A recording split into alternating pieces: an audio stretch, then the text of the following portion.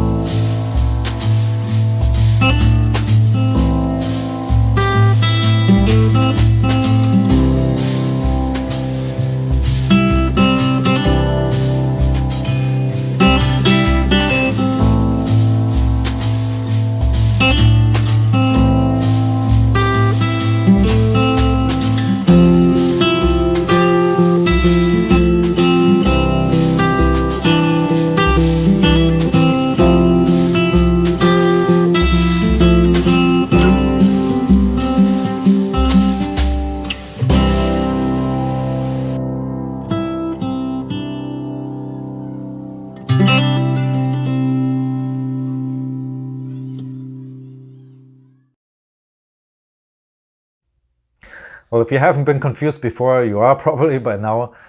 But look, here's my thought process. There's one thing that always bothered me about RV showers and camper showers. They take up a ton of space, especially if you consider the overall space that is available. And for what, like a 10-minute shower per day? It's not like you can have a half an hour shower unless you want to drain your water tank right away.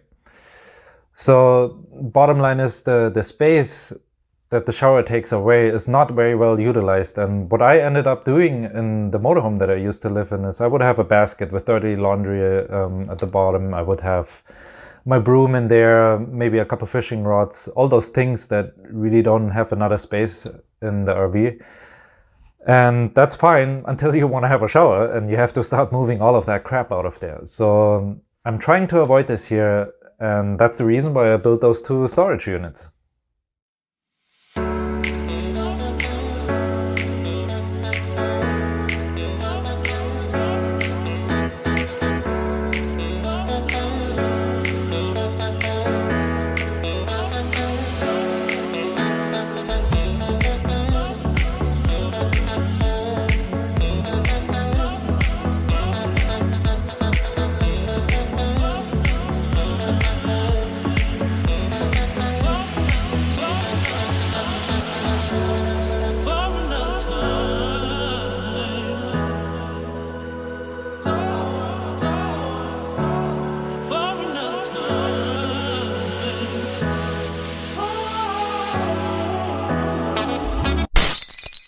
Yes, that's right. As nice as the storage space is, it takes up most of the space above the shower pen now.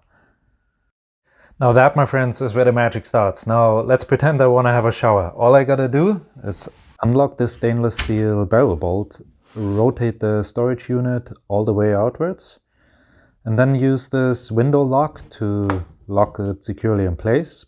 And then make my way towards the shower, and voila, we got ourselves a very spacious shower.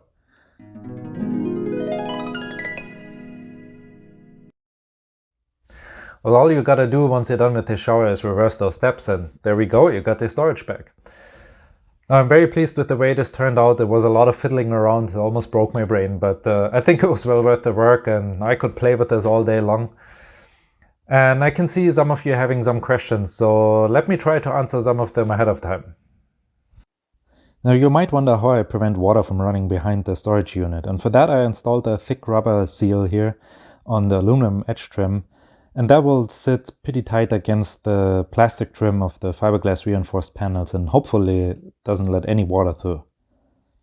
Also, you may have noticed all those cracks in the ceiling. This is still far from done. This is just as far as I got, and there's still lots of work to do. You also probably noticed this opening here that is now covered with a plastic cover. This is part of the ventilation plan that I have. There's going to be a powerful 12-volt ceiling fan here that hopefully helps to suck out some of the moist air after a shower. Proper ventilation is also the reason for the 2-inch gap above the bathroom door as well as underneath. You really can't have enough ventilation in a bathroom. It's really important to keep that room as dry as possible. And also around the storage unit, there's quite a visible gap in some spots up to 1/4 of an inch, and that also should help to keep the bathroom as dry as possible. Alright guys, well that's it for this episode. I hope you enjoyed it. Stay tuned for more, and I will see you the next time. The heck with it, let's do it one more time.